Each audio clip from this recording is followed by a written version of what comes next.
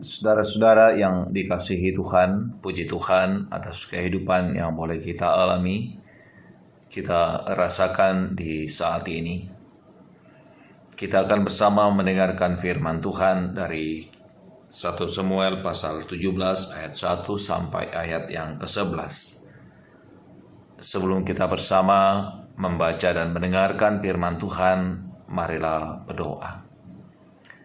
Segala puji dan syukur ya Tuhan kami persembahkan kepadamu pada saat ini atas segala kasih dan cinta-Mu yang boleh kami alami, kami rasakan dalam hidup ini.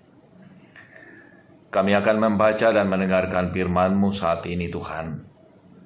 Roh Kudus tuntun kami semuanya sehingga kami boleh menikmati kebenaran firman Tuhan saat ini. Kami dikuatkan oleh kuasa kasih-Mu menjalani kehidupan kami. Di dalam Kristus Tuhan kami berdoa, haleluya, haleluya, amin. 1 Samuel pasal 17 ayat 1 sampai 11 firman Tuhan. Goliat menantang tentara Israel. Orang Filistin mengumpulkan tentaranya untuk berperang. Mereka berkumpul di Soko yang di tanah Yehuda dan berkemah antara Soko dan Aseka di Efes Damim. Saul dan orang-orang Israel juga berkumpul dan berkemah di lembah Terbantin. Mereka mengatur barisan perangnya berhadapan dengan orang Filistin. Orang Filistin berdiri di bukit sebelah sini dan orang Israel berdiri di bukit sebelah sana, dan lembah ada di antara mereka. Lalu tampillah keluar seorang pendekar dari tentara orang Filistin, namanya Goliat dari Gad, tingginya 6 hasta sejengkal. Ketopong tembaga ada di kepalanya dan ia memakai baju sirah yang bersisik. Berat baju sirah ini 5.000 sikal tembaga. Dia memakai penutup kaki dari tembaga dan bahunya ia memanggul lembing tembaga. Gagang tombaknya seperti pesa tukang tenun, dan mata tombaknya itu 600 sikal besi beratnya, dan seorang pembawa perisai berjalan di depannya. Ia berdiri dan berseru kepada barisan Israel. Katanya kepada mereka, "Mengapakah kamu keluar untuk mengatur barisan perangmu?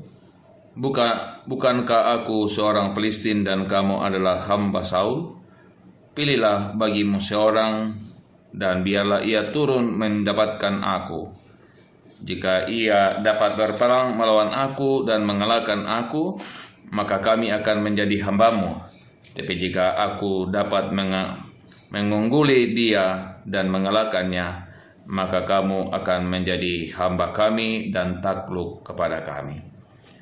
Pula kata orang Filistin itu, "Aku menantang hari ini barisan Israel.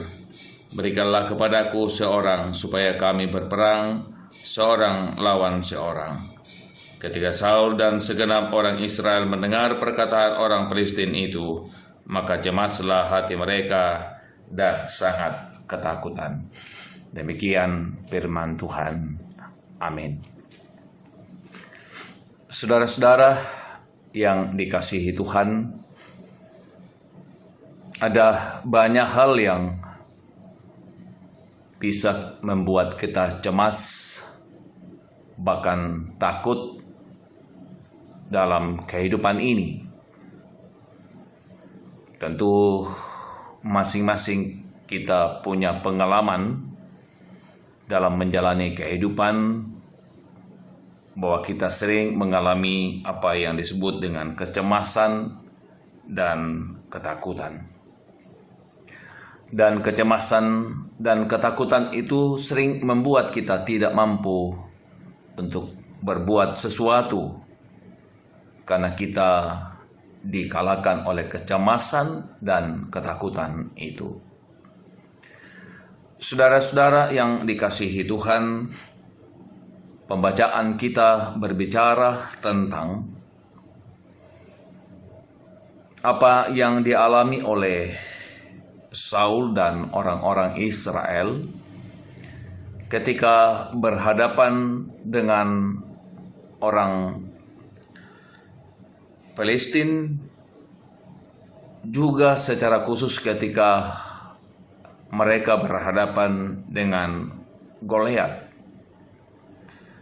Goliat adalah tentara Palestina yang mempunyai banyak kelebihan. Dari segi perawakan, maka ia memiliki perawakan yang sangat besar.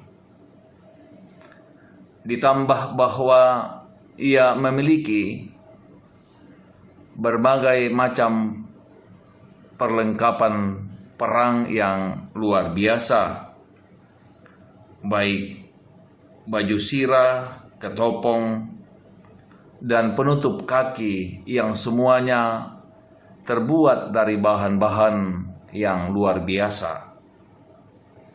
Juga ia memiliki persenjataan yang kemudian sangat mumpuni untuk kemudian dipakai berperang untuk zaman itu. Saudara-saudara, Goliat dan orang Filistin merendahkan orang-orang Israel dan khususnya Saul dengan ungkapan di dalam ayat yang ke-8,